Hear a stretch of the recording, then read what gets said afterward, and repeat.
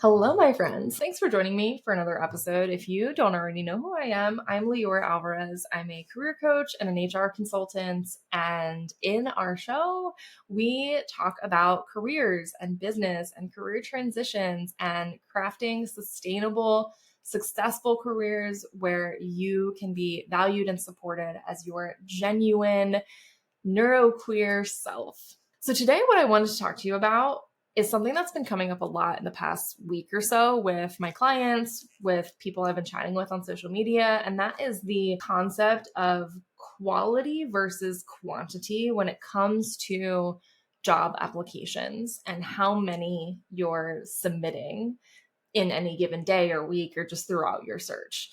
What I've noticed is that when you start your job search, you tend to be more thoughtful. We're looking at, what are the things that we want? What's like our dream job? What's our dream company? We start defining what that looks like. And then the longer our job search goes on, especially in today's clusterfuck of a market, you will start to kind of be a little more lenient. You'll make more compromises. You'll start settling for things that you previously wanted. So maybe you were looking for a specific pay, you might go down in pay. Maybe you were looking for a specific type of company, you might start looking elsewhere. Maybe you even wanted a specific type of job. And then the further that your search goes on, the more time that passes, you're like, well, I'll just get another job or I'll just get a different thing, something that I'm not as excited about. And this is natural. It's completely understandable, especially with today's market and just the way that things are going. It's very normal and completely understandable that we might need to make some sacrifices. And there's a time and a place for that, for sure. Like there are times where we might need to make compromises to meet our needs, get a job, and just be able to kind of survive, right? Totally get that. Where I see things start to kind of fall apart is that as your search goes on, we stop focusing on our needs. We stop focusing on the right type of company, the right type of role, the right benefits, the right pay, all that kind of stuff, and we apply to anything. What I've seen happen is that suddenly we panic and we'll go, oh, we're not hearing back.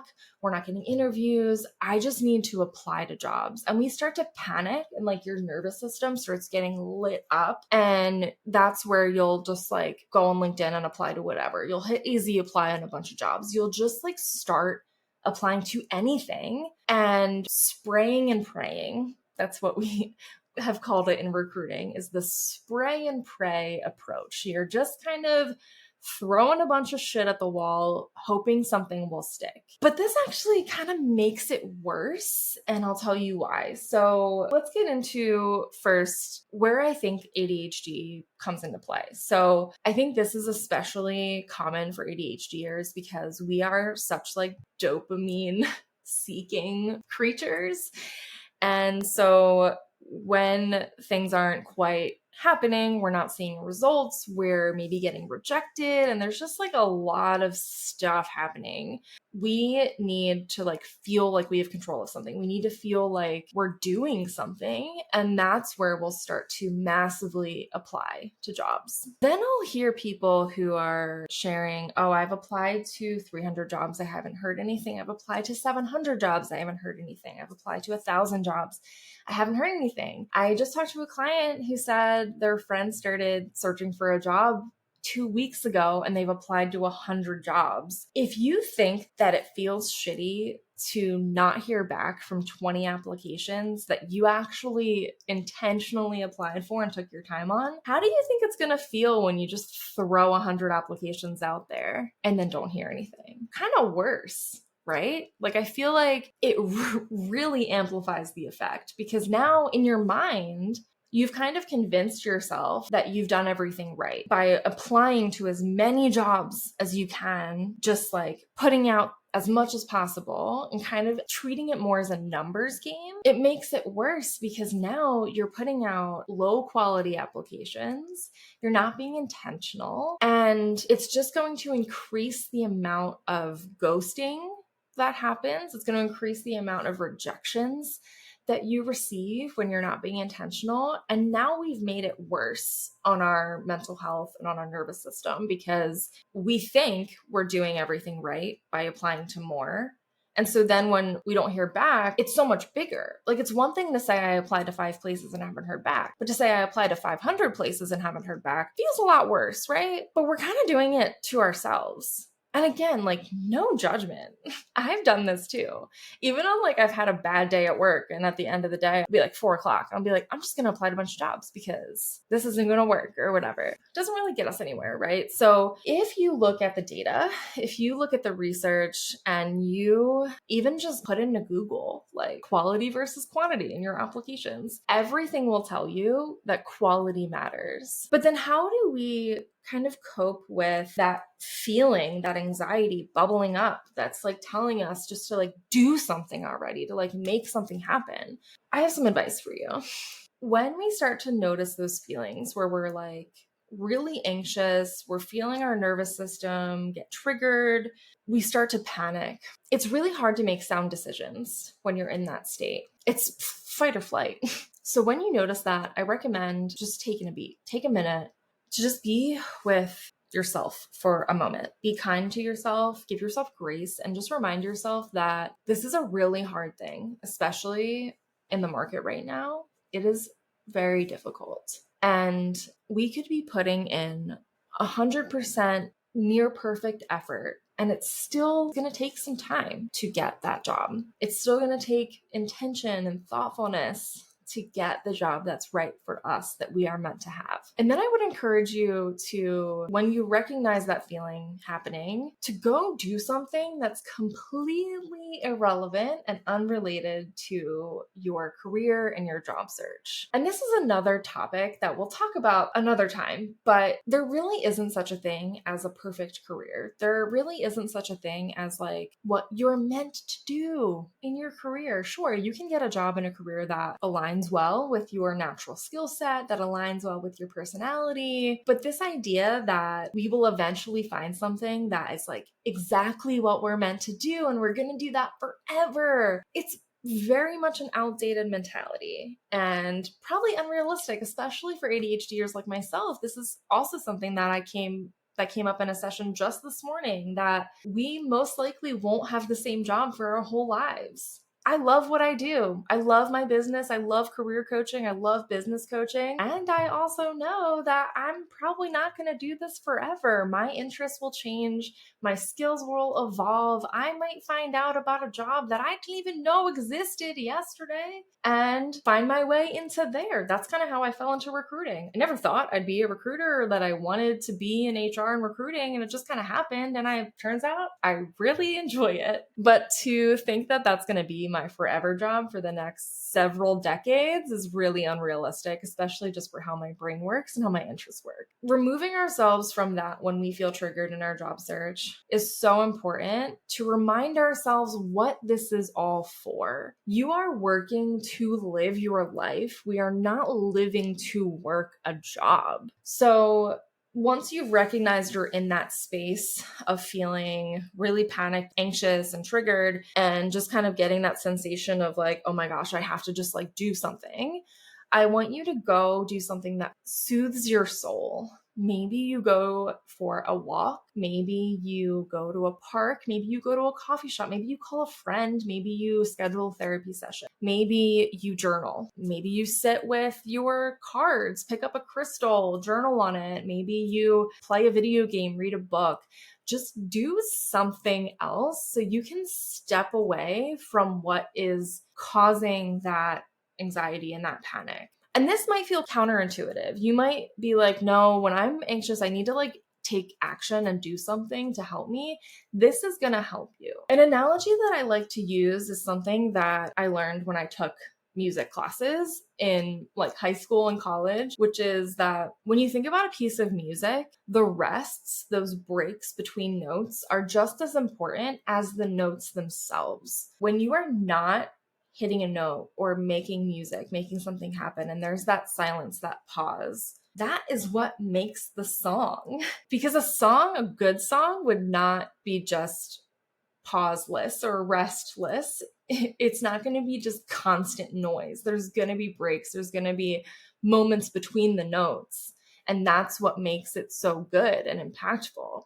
And it's the same for your life. It's the same for your job search. Those rests are just as important, if not as important, as the work, the actions, the playing of the notes. So I encourage you to think of it like taking that time away is part of the process. Taking that time away to live your life, to go to a museum, go see a movie, go to a show, go catch up on FaceTime with the friend that you never get to see. All of that is going to help you stay tuned into your personal values and stay tuned into what's important. And again, like I said before, this isn't meant to say that you should never compromise with your job search. There might still be compromises that need to be made, but it's not worth tanking your mental health over. It's not worth beating yourself up over. It's not worth putting in all of this time and energy into just checking off the box of sending an application in. Because is your goal really submitting an application, or is your goal getting a job? Because if the goal is sending an application, go off, my friend. Go send as many applications as you want. Easy apply button, click, click, click, do your thing. But my guess is your goal is to get a job,